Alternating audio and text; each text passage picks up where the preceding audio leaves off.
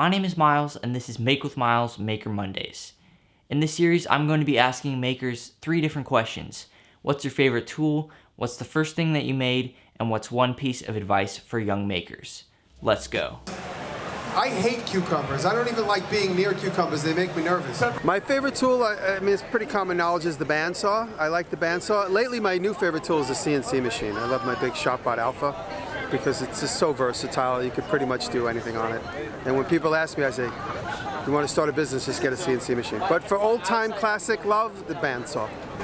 I made a little seahorse that I still have. I just saw it the other day. I made it when I was 9 years old in 1976. I made it with my dad, and he let me do most of the work, but it was the first thing where I looked at it the next day and I thought to myself, wow, I made that.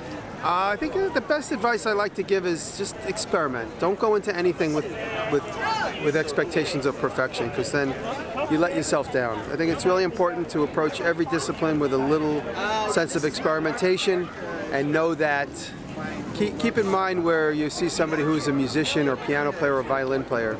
They don't just sit at the piano and just knock out Rachmaninoff. It takes time to get to a point where you're extremely proud of what you're doing. So experiment and learn as you go.